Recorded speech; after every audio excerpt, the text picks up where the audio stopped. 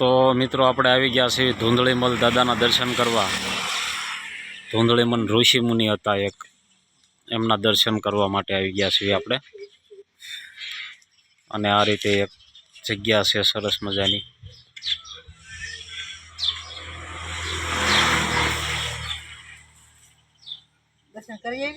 દર્શન તો કરવા જ પડે ને।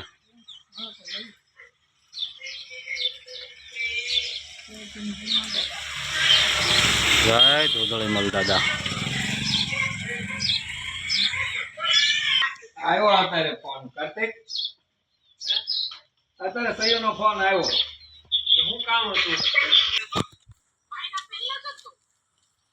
તો ધૂંધળીમલ દાદાના દર્શન કરવા આપણે આવ્યા હતા મિત્રો, અને તમને પણ દર્શન કરાવ્યા। અને આ બાજુ સરસ મજાની જગ્યા આવેલી છે। તો જો આ રીતે આખી જગ્યા છે આ। અને ધૂંધળીમલ જે ઋષિમુનિ હતા એ ઘણા સમય પહેલાંની વાત છે। એ લગભગ આમ તો ઘણા વર્ષ કેટલા થાય તો નથી ખબર, પણ બહુ પ્રાચીન જૂની વાત છે। જે ઋષિમુનિ હતા એ તપ કરતા હતા, અને એ સમયની અંદર જે અત્યારે વલ્લભીપુર છે એ વળા કરીને ગામ હતું એ સમયની અંદર। ત્યારે એ ઋષિમુનિ તપ કરતા હતા, અને વળા ગામની અંદર ત્યારે એક શેલા હતા એ ધૂંધળીમલ દાદાના। એ વળા ગામની અંદર એક માજી હતા, એને લોટ આપતા, અને એ ઋષિમુનિ પાસે આવી અને એ રોટલા બનાવતા અને ખાતા, અને એમ ગુજરાન ધીમે ધીમે હાંકતા હતા।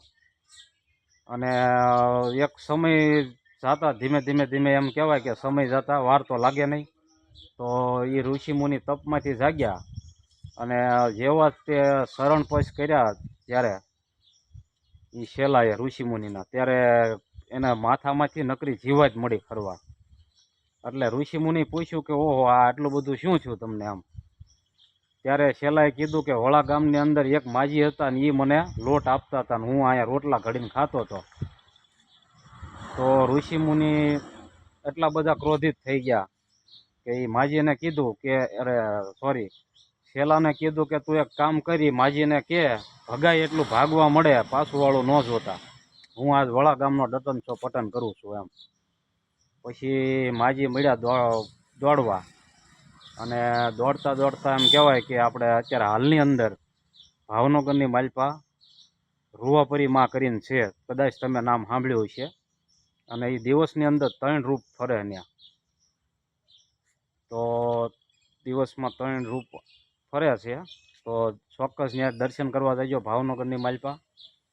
અને આજ હાલની તારીખની માલપા વળા ગામ જે વલ્લભીપુર તરીકે કહેવાય છે, ત્યાં હાલમાં કડા છે, ત્યાં સુધી દરિયો હતો અને ત્યાં સુધી પાણી આવતું એ સમયની અંદર। અને આજે મેં કીધું એ માજી છે એ અત્યારે રૂવાપરીમાં, જે રૂવા ગામમાં છે, ભાવનગરમાં ઓલા છેડે છે, તો ત્યાં જાજો।